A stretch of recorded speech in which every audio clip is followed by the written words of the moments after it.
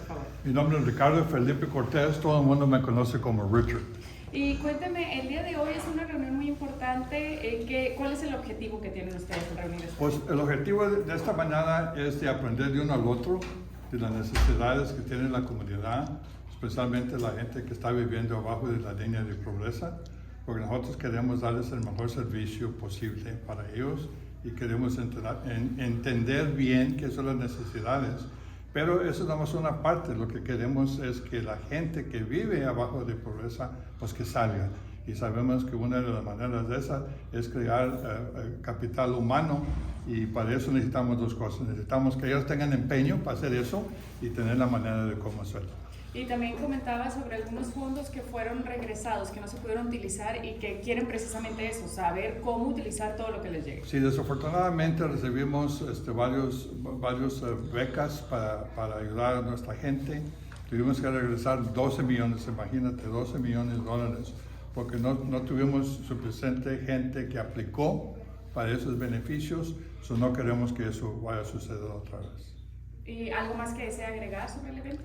Pues no, lo que tenemos hicimos un grupo de trabajo para que estudie esto bien, para poder obviamente hallar soluciones para los problemas que tenemos, porque somos una comunidad de un porcentaje muy alto de gente que está viviendo abajo de la línea de pobreza. Muchas gracias. And then can we quickly do the same thing, just in English? Sure. The same three topics about, about what the meeting is, and then also about Sure, the funds. sure. Because we have a very high percentage of people living in poverty, I thought it was important that we would form a task force to study that complex issue.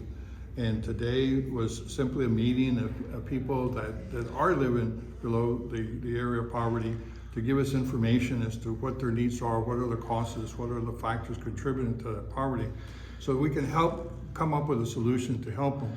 We know that education is one form to get them out of poverty, but we also found out that the evidence shows that we also need to attract outside investment. If we're going to prosper here locally, we have to attract outside investment to create the jobs at a rate that are high enough for them to be paid above poverty, because we know that a great percentage of the people that are working, they're still earning less. So those are the complex issues that we want to address and hopefully find solutions for.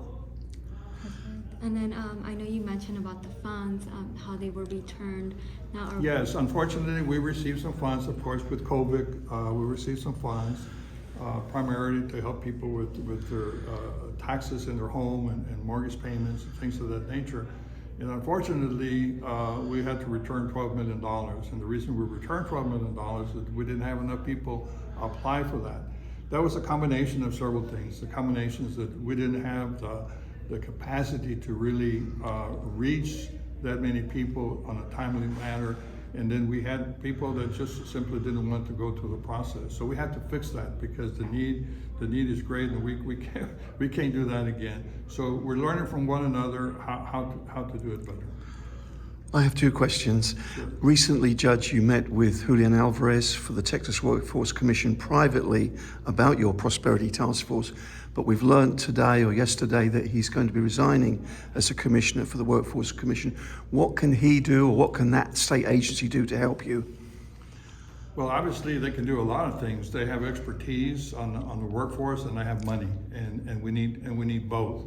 But I think that what I told the group here today is that people invest in a successful endeavor. Nobody invests in a failure.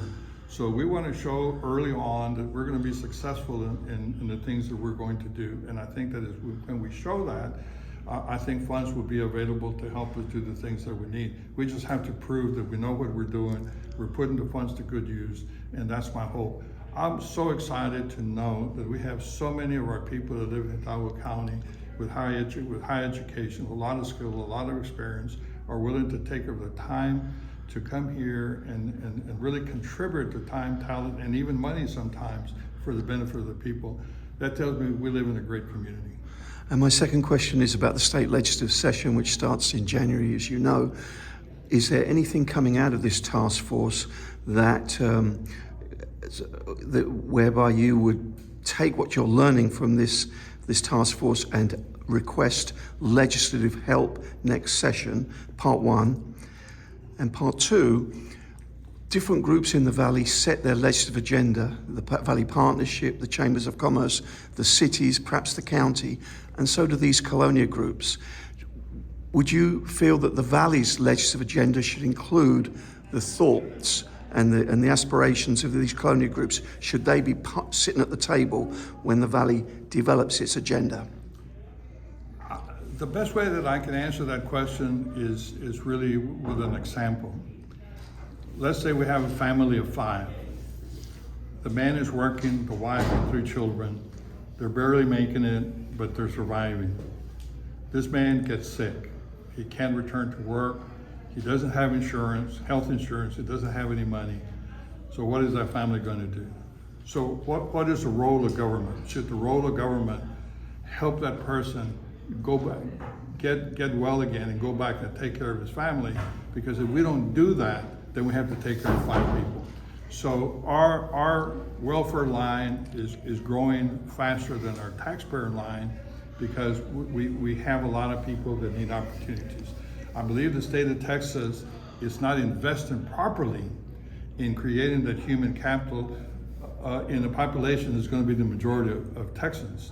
Hispanics are already 40.5% of Texans, which is more than anybody else, and soon we're going to be a super majority. We're going to be over 50. But if most of us are in poverty, most of us do not have the education, most of us do not have the household income, then to borrow a word from the space program Houston, we have a problem. So what we're trying to do here is we're trying to find the mechanism to be able to help as many people that want to be helped to get out of poverty, and we can't do it without Austin's help because they're the ones that have the money and the expertise and the different programs to help us do that. And what we're going to ask them is just to do that, to trust us. We're going to put that money to good use, and this is what this task force is, to prove to them that we have a system in place that's going to give good results. Thank you. Thank you so much.